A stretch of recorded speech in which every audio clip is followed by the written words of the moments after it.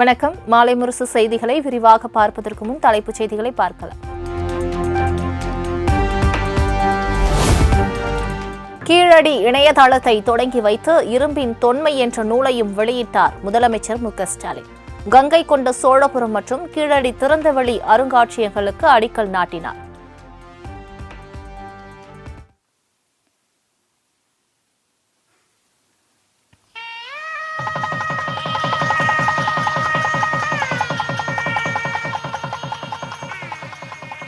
மாண்புமிகு தமிழ்நாடு முதலமைச்சர் அவர்களை கீழடி இணையதளத்தினை தொடங்கி வைக்குமாறு அன்புடன் கேட்டுக்கொள்கிறோம்.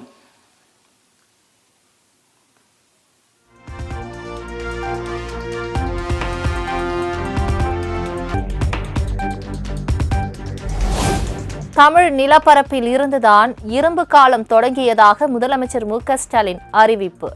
தமிழகத்தில் 5300 ஆண்டுகளுக்கு முன்னரே இரும்பு அறிமுகம் ஆகியுள்ளதாகவும் கணிப்பு. இதுதான் இரும்பின் காலம் தொடங்குச்சு. இந்திய நாட்டுக்கு மட்டுமல்ல, உலகுக்கே மறுபடியும் சொல்றேன், தமிழ் நிலப்பரப்பிலிருந்து தான் இரும்பின் காலம் தொடங்குச்சு என்ற மாபெரும் மானுடவியல் ஆய்வு பிரகடனத்தை இந்த நிகழ்ச்சியின் வாயிலாக அறிவிக்கிறேன். 5300 ஆண்டுகளுக்கு முன்னாடியே உருக்கு இரும்பு தொழில்நுட்பம் தமிழ் நிலத்துல அறிமுகமாயிடுச்சு.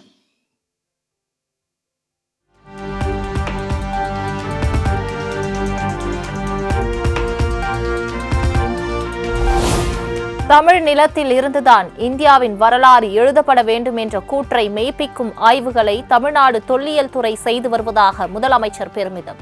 தற்போதைய ஆய்வுகள் பல்வேறு திருப்பு முனைகளை உருவாக்கி வருவதாகவும் பேச்சு.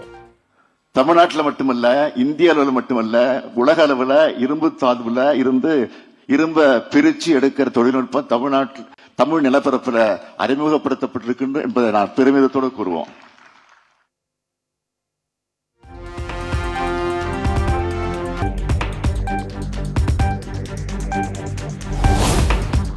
எதிர்க்கட்சித் தலைவர் எடப்பாடி பழனிசாமியுடன் நேரடியாக பேசினாலே பாஜக அதிமுக கூட்டணி ஏற்படும் என நயினார் நாகேந்திரன் கருத்து. கூட்டணிக்காக ரெய்ட் மூலம் நெருக்கடி கொடுக்க வேண்டிய தேவை இல்லை எனவும் விளக்கம்.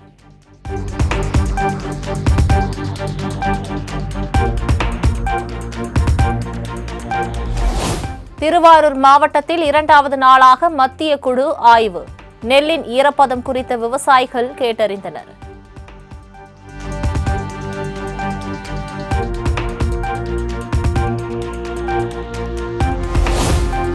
அண்ணா பல்கலைக்கழக மாணவி பாலியல் வன்கொடுமை வழக்கில் ஞானசேகரனிடம் மீண்டும் விசாரணை. சென்னை எழும்பூரில் வைத்து சிறப்பு புலனாய்வு குழுவினர் விசாரணை என தகவல்.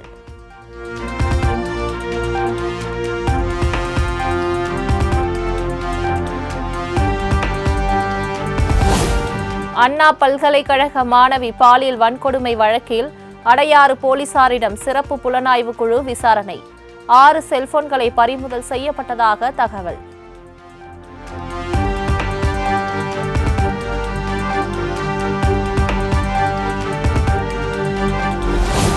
பெண்களுக்கு எதிரான குற்றங்களுக்கு கடும் தண்டனை அளிக்கும் சட்ட திருத்த மசோதாவுக்கு ஆளுநர் ஆர்.என். ரவி ஒப்புதல். ஆளுநர் ஒப்புதல் அளித்ததை அடுத்து குடியரசுத் தலைவருக்கு அனுப்பி வைக்கப்பட உள்ளதாகவும் தகவல்.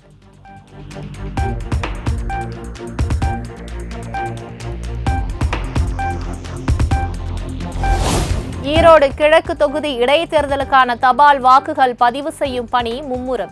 வயதானவர்கள், மாற்றுத்திறனாளிகளின் வீட்டிற்கு நேரில் சென்று வாக்கை பதிவு செய்யும் அதிகாரிகள்.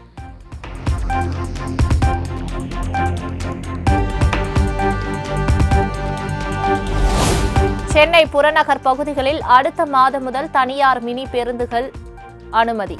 சோழிங்கநல்லூர், ஆலந்தூர், அம்பத்தூர், வளசரவாக்கம், மணலி உள்ளிட்ட பகுதிகளில் இயக்க திட்டம்.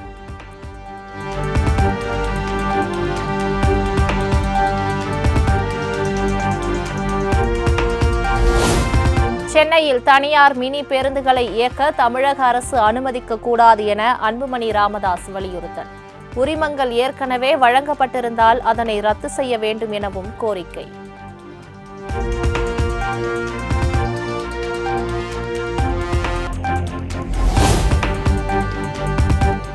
மறைந்த பிரதமர் இந்திரா காந்தி பற்றி பேசுவதற்கு பாஜகவில் எந்த தலைவருக்கும் தகுதி இல்லை. வரலாறு தெரியாமல், சரித்திரம் தெரியாமல் வாய்க்கு வந்தபடி பேசக்கூடாது என அண்ணாமலைக்கு செல்வ பெருந்தகை பதிலடி.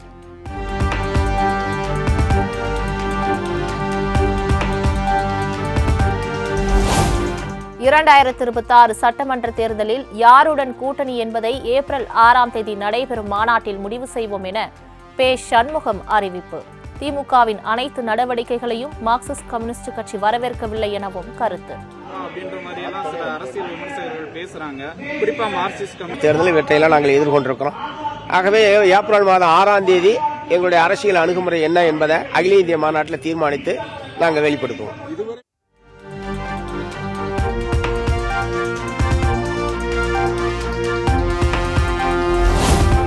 அரசியலில் தங்களை அடையாளப்படுத்திக் கொள்ள பெரியார் குறித்து பேசுகிறார்கள்.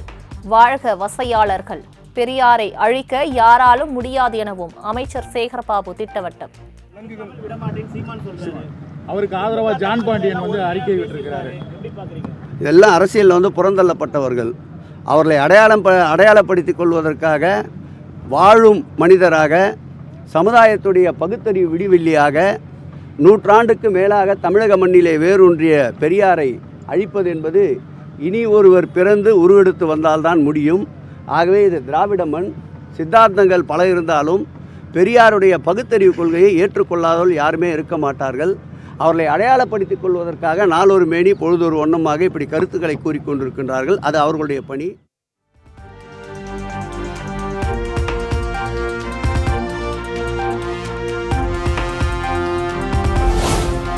சென்னை வால்டெக்ஸ் சாலையில் 700 குடியிருப்புகள் கட்டப்பட உள்ள இடத்தில் அமைச்சர் சேகர்பாபு, மேயர் பிரியா உள்ளிட்டோர் நேரில் ஆய்வு. வடசென்னை வளர்ச்சி திட்ட பணிகள் புயல் வேகத்தில் அல்ல, ஜெட் வேகத்தில் நடைபெற்று வருவதாக அமைச்சர் சேகர்பாபு பேட்டி.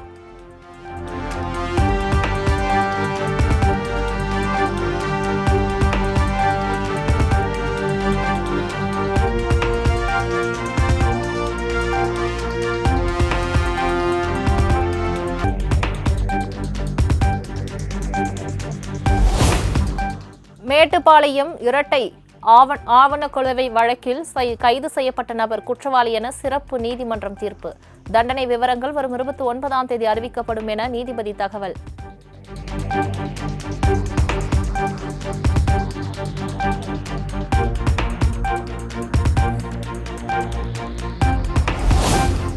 நேதாஜி சுபாஷ் சந்திர போஸின் பிறந்த நாளையொட்டி அவரது படத்திற்கு மலர் மரியாதை செலுத்திய பிரதமர் நரேந்திர மோடி. சுபாஷ் சந்திர போஸின் தொலைநோக்கு பார்வை நம்மை தொடர்ந்து ஊக்குவிப்பதாக எக்ஸ் வலைதள பக்கத்தில் பதிவு.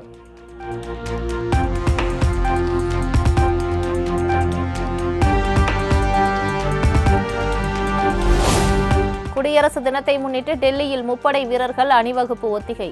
மிடுக்குடன் பிரம்மாண்டமாக நடைபோட்ட வீரர்கள்.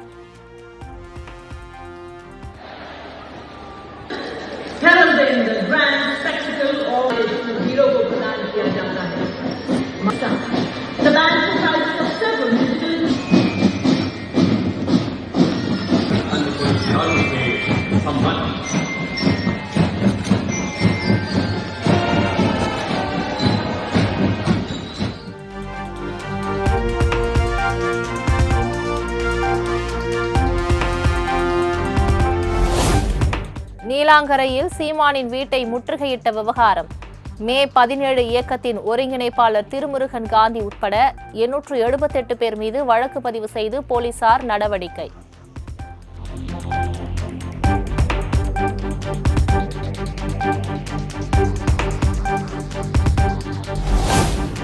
ஆண்டிப்பட்டியில் 23 நாட்களாக வேலை நிறுத்தத்தில் ஈடுபட்டு வரும் விசைத்தறி நெசவாளர்கள் நடைபயணமாக சென்று வட்டாட்சியர் அலுவலகத்தை முற்றுகையிட்டு போராட்டம்.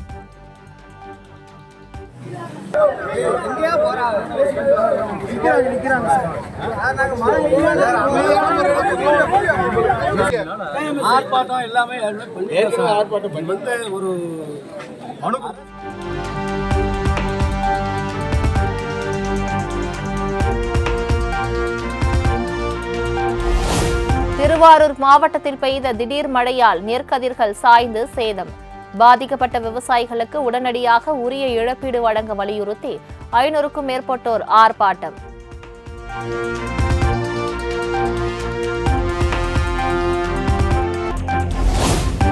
தேனி அரசு மருத்துவக் கல்லூரி மருத்துவமனையில் செயல்பட்டு வந்த அம்மா உணவகம் பூட்டி கிடக்கும் அவலம். மாவட்ட ஆட்சியர் உரிய நடவடிக்கை எடுத்து அம்மா உணவகத்தை மீண்டும் செயல்படுத்த பொதுமக்கள் கோரிக்கை.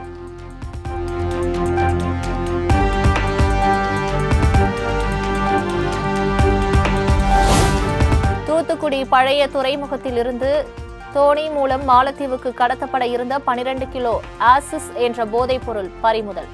கடத்தலுக்கு துணை புரிந்த மத்திய தொழில் பாதுகாப்பு படை சேர்ந்த மாரிமுத்து உள்ளிட்ட 4 பேர் கைது.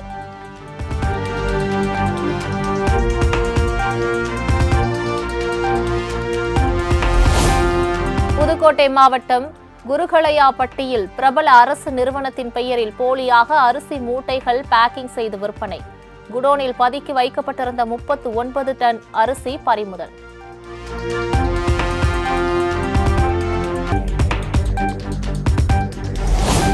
புதுக்கோட்டை ஆயுதப்படை மைதானத்தில் குடியரசு தின ஒத்திகை. காவல்துறையினர், தீயணைப்பு படையினர், ஊர்காவல் படையினர் அணிவகுப்பு.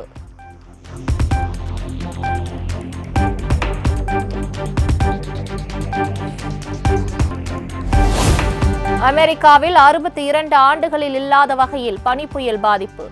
2100க்கும் மேற்பட்ட விமானங்கள் ரத்து.